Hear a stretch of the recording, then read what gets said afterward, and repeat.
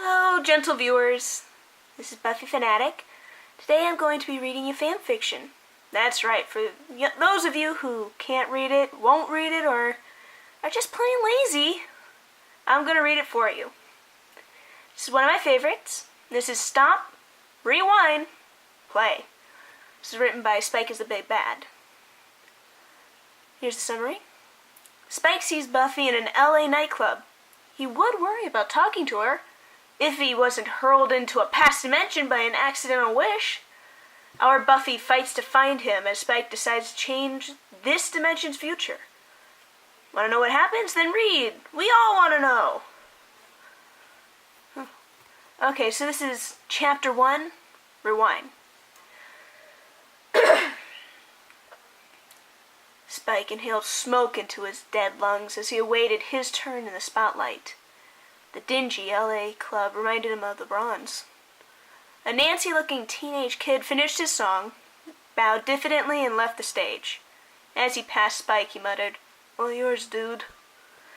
Spike took a last drag, then flicked his cigarette to the floor. He stubbed it out with the toe of a boot, then strode on stage while settling his guitar strap over his shoulder.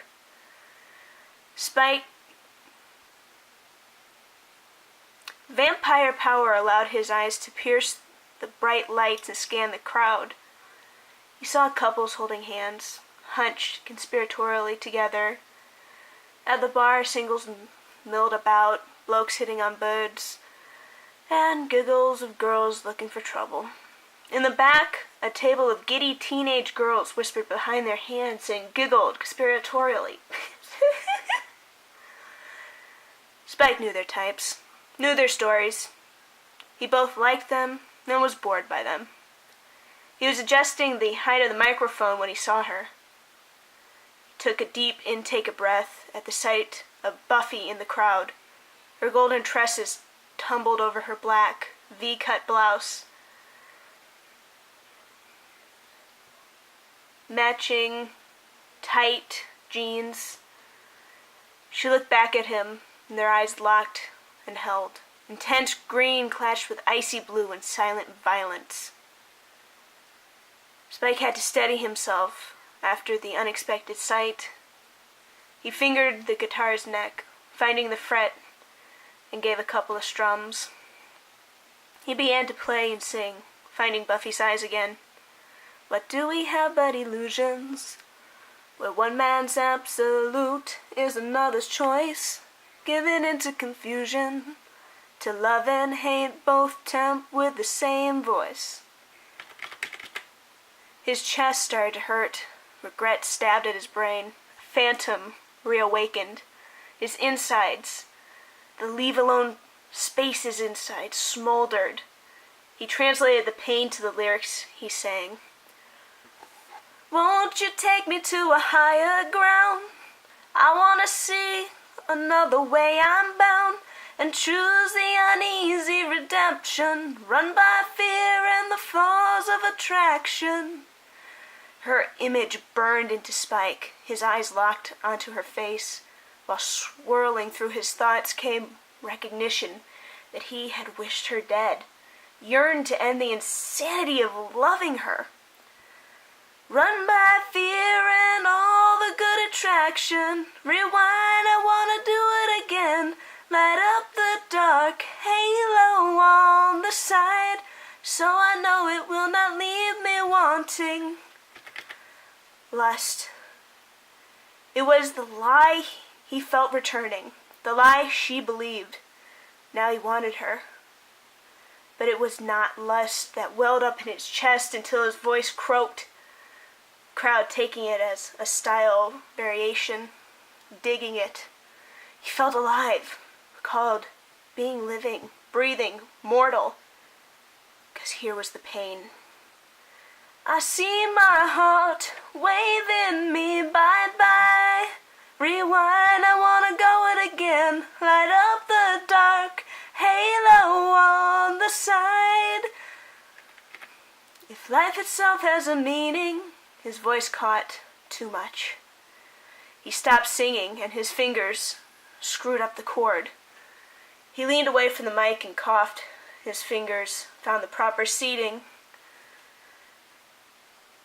Is it anything more than what we choose to call it? Sweet words made appealing, but they only serve to mask of what you're bearing.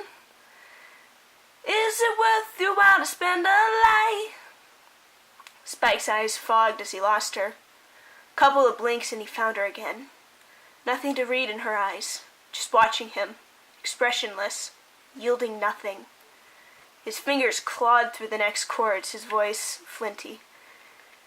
Even though you cannot see eye to eye, giving into the rumor of seduction, run by fear and all the good intentions. Rewind, I wanna go it again, he said to her. He wanted to rewind, do it again. Did she realize he was speaking directly to her? He was mystified that she could stand so impassively, so unaffected as he besieged her. His soulful tones were bringing several of the audience close to tears. He could sense their empathy, but in their reaction he had no interest. It was rubbish, only her. Buffy must crack. He must see something, some surrender in her face, a blink, a twitch, anything but stone. Light up the dark, halo on the side. He once taunted that she didn't belong in the light, but with him, in the dark, bad boy, wild man. He cut her with his tongue, bloodletting, until he was weary. So I'll know not to leave me wanting, like my love, kissing me bye-bye.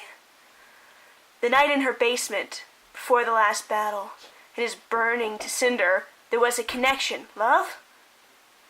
It was love. Love making, love giving, lips had touched. Is love. Love being.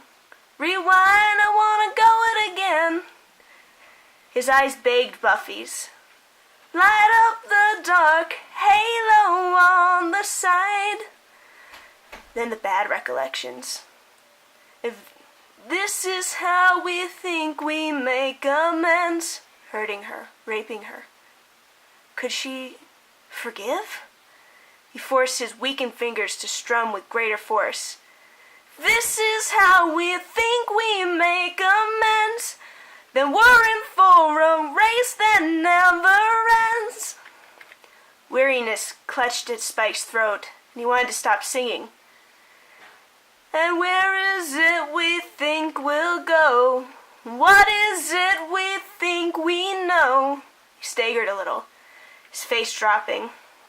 From somewhere a new, solid strength filled him, and his fingers flew with renewed energy over the strings. The words became new, springing from his voice as his own creation. I see my heart waving me bye-bye. Rewind, I wish I could go it again. As Spike finished, the crowd erupted into a cacophony. The clusters of girls stood clapping, moos of appreciation on their lips, their faces streaked with wet makeup. He took off the guitar strap and hopped off the stage. He wended his way through the people towards Buffy, who stood unmoving. Hands slapped his back, voices cried out their appreciation, all ignored as he moved intently towards her. In his head, he repeated the last line of the song, a bitter smile creasing his mouth at the realization that it was less a song than it was his most fervent wish. He wondered if Buffy could possibly have missed it. He recalled how often she had seemed to be made of solid steel. She was there, in front of him. He stopped, saying nothing. He could not meet her eyes, so he locked his gaze on her mouth. Behind him, a woman with curly brown hair said softly, "Wish granted." Buffy went pale. That's the end of chapter 1. I will be posting a chapter read out loud every day. Well, not every day, every Saturday. That's right, 1 chapter a week. I know. You want more. I am such an incredible actress that I make this story so much more exciting. It's okay. I I understand you. And if you beg, I may give you more. Remember, guys, like, comment, share, and subscribe. Bitch. Toodles.